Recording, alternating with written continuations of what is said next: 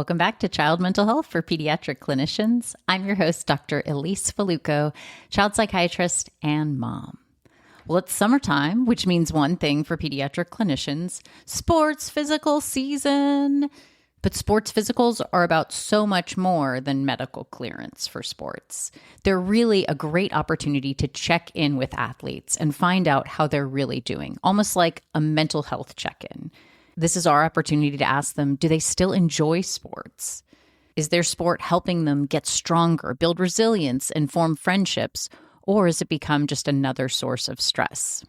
So to inspire you as you're doing your sports physicals, to connect with kids and teens about their mental health as it relates to sports, I wanted to bring back one of my favorite conversations with Coach Peter Verhoef. Coach Peter has seen youth sports from every angle. As a former collegiate athlete and Olympic trials finalist, he understands about all of the dedication and determination that it takes to reach the highest levels in sports. And currently, he coaches at one of the best programs in the nation. He coaches Olympians, world-class swimmers, and he brings a remarkable perspective on helping young athletes thrive. We talk about why do so many kids quit sports before age 13, and what are the things you can do to help kids love sports. We talk about how parents can unintentionally increase pressure on kids. And one of my favorite clinical pearls, we talk about the surprising reason why some teenagers become really vulnerable to burnout right after they get their driver's license. So as you're seeing young athletes in your office this summer, I hope this conversation gives you practical ideas you can share with families to help kids enjoy sports, stay mentally healthy, and develop not just into better athletes, but into resilient, confident adults. I hope you enjoy this encore presentation.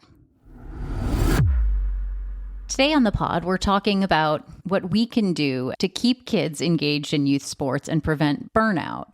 And we're also going to talk about what to do about the American Academy of Pediatrics recommendations regarding taking time off in sports and delaying specialization in one sport until mid to late adolescence. And we have this great opportunity to be able to talk about all of these issues within youth sports with somebody who is a professional coach himself. Coach Peter Verhoef is the head coach and aquatics director at the Bolles School Swimming Program, which is a nationally recognized program. He's had the opportunity to coach youth athletes to regional, national, international, world, and even Olympic competitions over his career, which has spanned decades.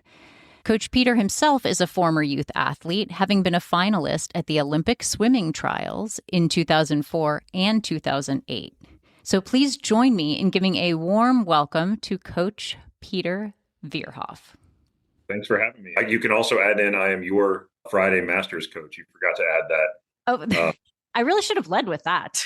I know. I feel like there's a hierarchy there. You were going. I was like, where is this? How is she going to end with this? So no, I am also your Friday Bolles Masters coach when I'm available. So add that to my resume, if you will. That's very sweet. Okay.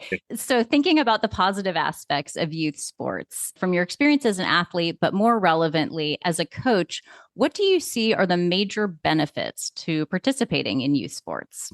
Yeah, I think of two things. There's the benefits of that experience, and it's an experience. I think that's really important to clarify. It's an experience in sports. It's not who we are. It's an experience that somebody has. It's either transactional or it's transformational, right? And so it's really easy to get really focused on the benefits we get from sports. So a college scholarship or winning something, or even as parents, for us to get focused on how our child's achievements elevate us. So there's these transactional kind of components that we really can't ignore either. But the value of youth sports is transformational. If we think about what we want to create in our society, adults that are high functioning, that are productive, that are good members of our communities, you need people that are hardworking, that have good emotional intelligence, that have grit and resilience and dedication, and they understand delayed gratification, and they understand how to serve and work with each other and teamwork and all these kind of things, right? And all of those things are things we learn in sports.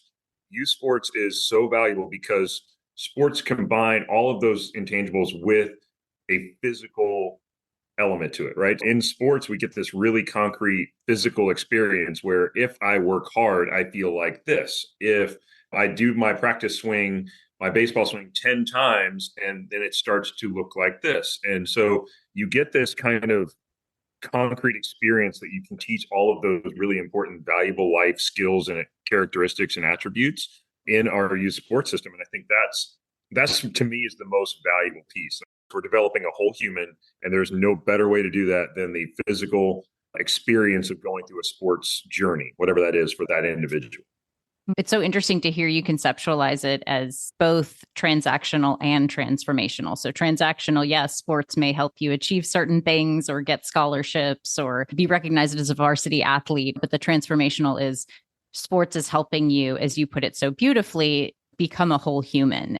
Working through hard things helps you and generalizes across other areas of life. It's this incredible training tool, in addition to having all the other physical and mental health benefits. So with all of the potential benefits of participating in youth sports, it's so sad to learn that in the United States, 70% of kids drop out of organized sports by the time they turn 13.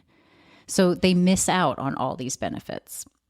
And while there are many reasons that kids drop out of sports, probably the most common ones are that they stop having fun or it becomes too much of a time commitment and keeps them from other things that they enjoy better. A lot of fantastic athletes end up overtraining and then burning out. So reflecting on your years coaching, what do you think helps prevent burnout and helps keep kids engaged with sports? Yeah, that's a great question. Burnout is emotional and physical exhaustion with the lack of achievement. So you can really break it down to those three things really clearly. And my job as a coach is to push a kid as hard as they can, keeping those pieces in check. I think the lack of achievement is the easiest one to start with, because it's easy to think of it as like wins and losses. Oh, you lost every game this season, like you must not be feeling achievement. But really what we're talking about is that personal achievement, like I'm getting better, and also understanding as a coach, I need to give them some achievement. Like I have to create success from time to time. In certain parts of the season, I have to find little things to make it successful for them. Achievement is not wins or losses. And it's so easy in all sports to compare your performance to everybody around you. And the hardest part is to tune that out and say, I can't control how fast or how slow or how good everybody else around me is. I can only control myself, and trying to keep the athlete focused on just getting better. Yeah. And I think that comparisons will steal every bit of joy and fun you have out of something when you start just doing everything in a comparison to somebody else. The idea of comparison is it's moving the motivation to compete from intrinsic to extrinsic. I want to be good because of somebody else. I want to be better than them, instead of I just want to be as good as I can be. I'm going to see how far I can push myself. And again, it can exist together. Competition is not bad, right? We don't want to paint competition as the enemy. Comparison is where you want to be careful. So to your point, identifying what the appropriate amount of achievement is so important for coaches and parents. You ask any good coach in any sport, how do you create success for your players? And they're going to start talking about little things that they do. And sometimes you got to make some stuff up, if you're honest. Like you just got to be really creative with, you know what, we're going to play a silly game today. And whoever wins we're going to show everybody they can get better. And it sounds dumb, but it's little bits of achievement they can hang on to and carry forward. I loved hearing what you said too about creating opportunities for achievement, even outside of competitions, knowing that's a really important factor that helps keep people motivated. And I interrupted you before you got to talk about physical and emotional exhaustion. Yeah, and that can be tricky, especially with young athletes, because they're still learning their bodies. So really what you need is like a coach and a parent to be able to work together and for each to trust each other. If I get a call from a parent and says, my kid is exhausted. Every day I see the kid here, he's fine. They're laughing with their friends, they're hanging out. And the parent calls them like they're getting home, they're in tears, they're emotional about stuff, they're barely able to sleep, they're on edge all the time. I want my kid to take a break. I need my kid to have a day off. I need to trust them. That's what they need, and then be okay with it, right? Even if I can't see it. And it's a little bit of trial and error, right? Everybody's trying to push their limit, and you're going to bump up against your limits. The most times I've heard a kid break down is about a month after they get their driver's license. And it's for the sole reason that their parent has been driving them to practice for years. And they get in the car, and maybe they don't say a lot, but there's a little check-in that happens at that point. Mom, hey, you look really tired. Yeah, practice was really hard. Maybe they tell them what happened that day and it was really stressful or whatever it is, but they're having this little check-in, this place to process emotions, process physical fatigue, things like that. And all of a sudden, kid gets their license, boom, they're driving to practice every day. And about a month later, they've got about a month worth of not processing any of that. And I've had a mom call me at 5 a.m. We had a practice. Jack's not coming. He's crying about waffles. Like he's in tears about his waffles. And sure enough, we backed it up It was about a month. They had a really close family relationship. She talked to him every day in the car for 20 minutes. They came home from practice, and all of a sudden that went away.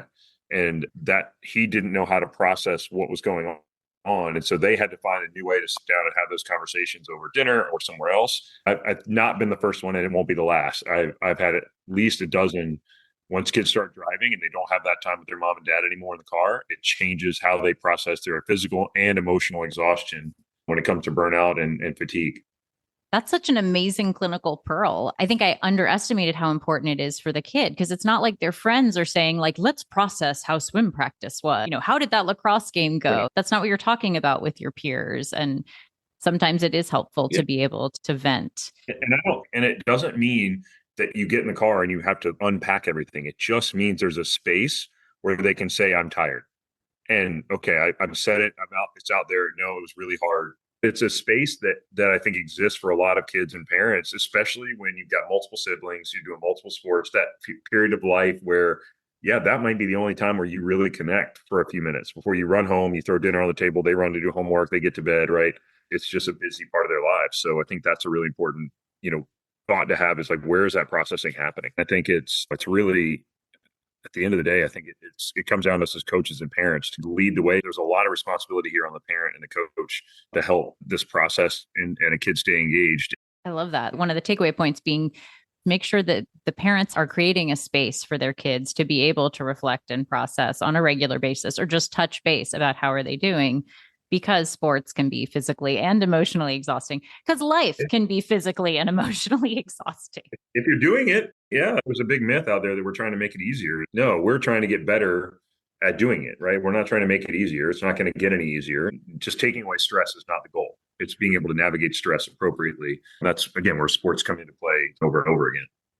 So tying in with this idea of creating space so that you can help kids process, what do you think parents can do or say to make sure that we're not inadvertently putting pressure on them or taking away some of their joy? For example, in the basketball league that one of my kids play in, they had a mandatory parent meeting at the start of the season, and they said, here is what you were supposed to say after each game. You are not supposed to tell them what they did wrong and how they can fix their free throws. Here is your script. Write it down. I loved watching you play. That's it. Full stop. I think that's spot on. My boys are 9 and 7. So I'm in that phase where we're getting into sports. We're navigating that a little bit. And my wife and I, we got pretty good at that. Hey, we really loved watching that today. That was a lot of fun. 5 minutes later, we're like, so do you think you could do a little bit better? It's really hard to do. So and so hard.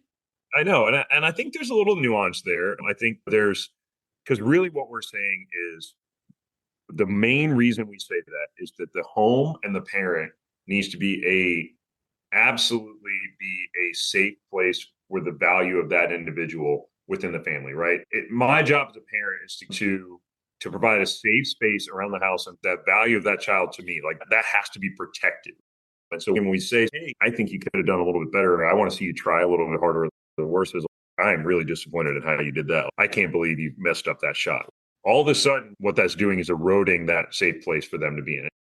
When you're talking about things that parents need to say to kids, I love to watch you compete is number one, but also make sure you're creating a space for them that if sports stop tomorrow, they're still loved and valued and all of that kind of stuff. And then making sure that we keep those extrinsic factors from becoming too big of a deal. And if you have a coach that's really big into winning, like, we can win a championship this year, so we're going to try really hard over and over again. And every day we come to practice, we're going to talk about this championship. And he's doing his best to motivate them.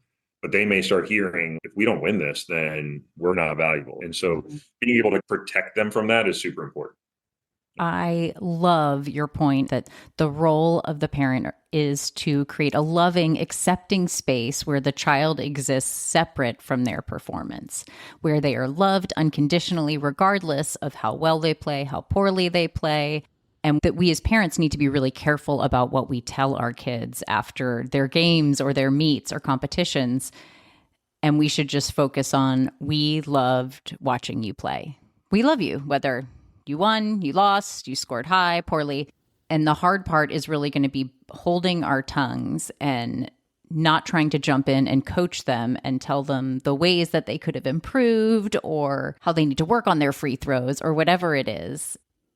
And to your point about intrinsic versus extrinsic motivation, we should really try to shift our kids' emphasis and focus on doing the best that they can do, improving themselves individually and not getting too caught up in external goals like winning or qualifying. And Bolles is a great example. I don't know how many state championships we have, and I'm probably going to be in trouble for not knowing that. But I think it's at least 30. Oh, it's over 30. It's over 30, some 30 consecutive state championships in swimming. And again, I could start every season with, hey guys, here's the deal. We got to win another one. Or I can say, like, again, what happens if the week before the state championships, the flu goes to the whole team and 25 people can't go and we lose the meet? Is it not worth doing? Are we we're not valuable anymore?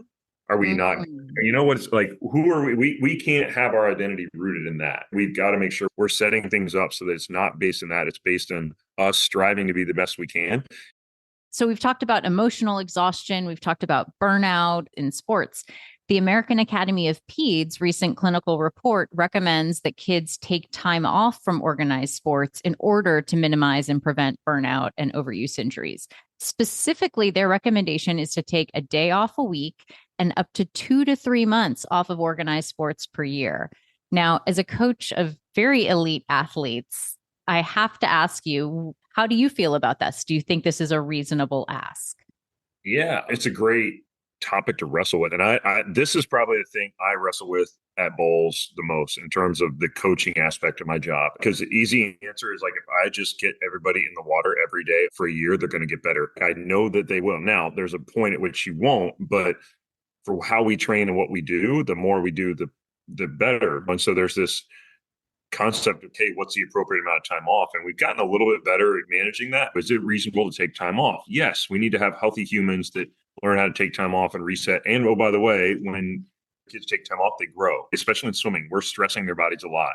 If we want them to grow and get bigger, we have to let them grow, right? And they need energy to do that. So every time we have taken a break, we've noticed growth spurts, things like that. It really, it's a big difference. You're decreasing your stress and you're allowing for growth spurts. And so there's actually positive physical growth that occurs during rest and recovery.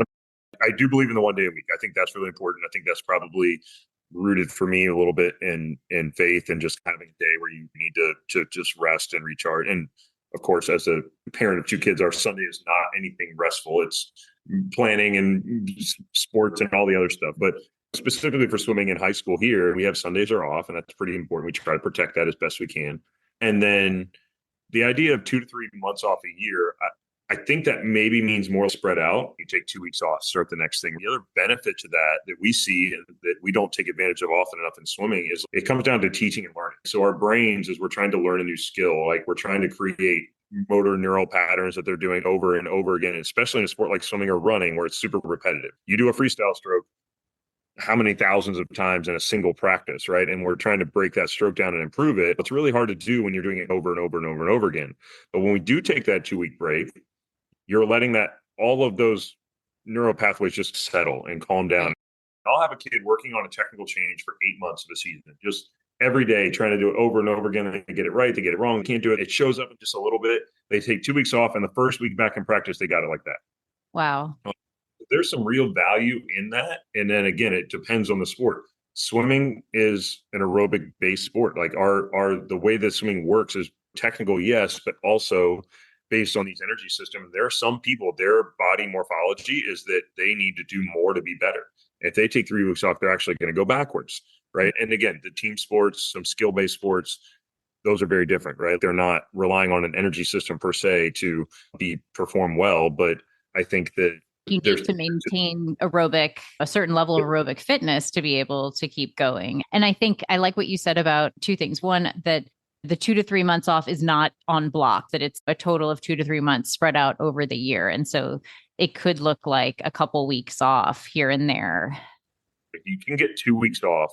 Usually that first week is decompression, right? That first week is they're actually like not actually recovering. They're actually just recovering from what they were doing. The second week is when they start to normalize and they're that new kind of pattern of living or activity or whatever it is takes. And then what happens is at the end of that second week is when they start craving to come back. And I think those are the best breaks. That's somewhere in that 2 to 3 week range. And again, we don't get an opportunity to do that at Bolles. Last year, we got no more than a week off. But again, the type of athletes you're coaching are very elite and competing at nationals and on the world stage. And so for them, maybe the idea of taking 2 to 3 months off per year may not make sense with their goals to be competing at that level. Whereas we know the majority of youth athletes that we're talking about are not training to be competing at the world level.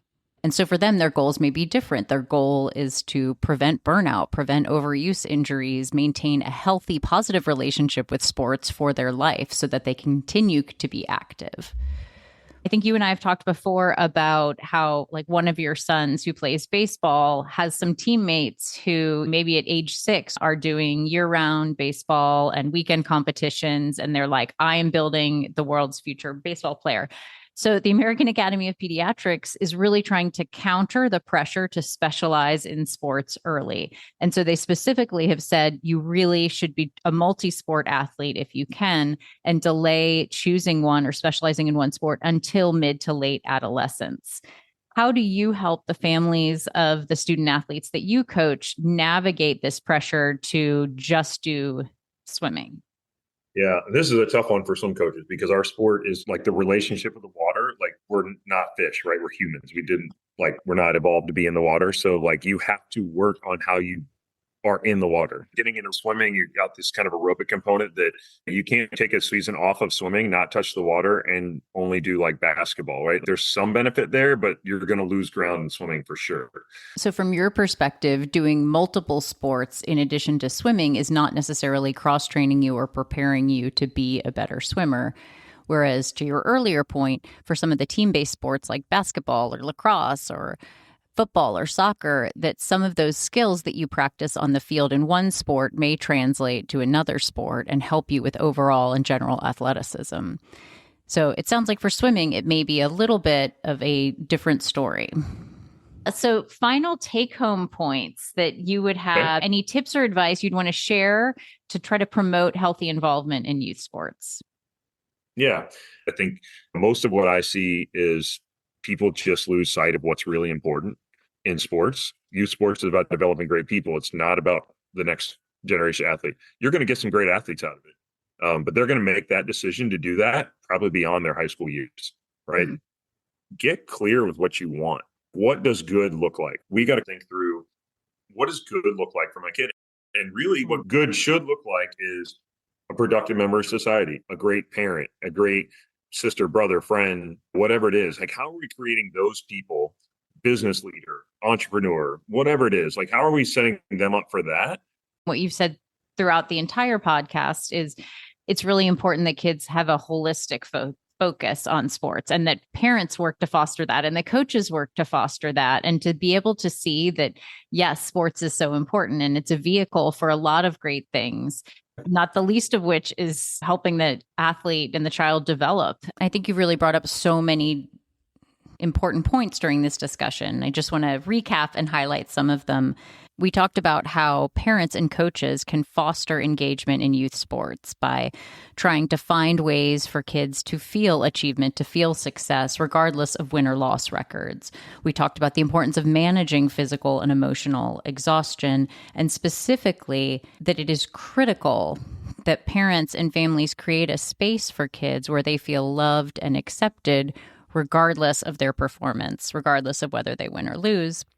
And I think the hard lessons that I'm taking away from this conversation are that as a parent, the best thing I can do to try to encourage my kids to stay involved in sports is to cheer them on, tell them how much I love watching them compete and play, and create a space where they know that they are loved and accepted regardless of how well they play, or even if they choose to continue to play a certain sport.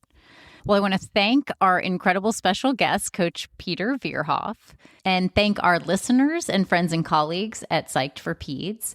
I'm really curious to hear your thoughts about this important subject and what we can continue to do to try to help support our kids and help them get all of the physical health and mental health benefits from involvement in movement, in dance, in sports. So please drop a comment on our website, psyched4peds.com.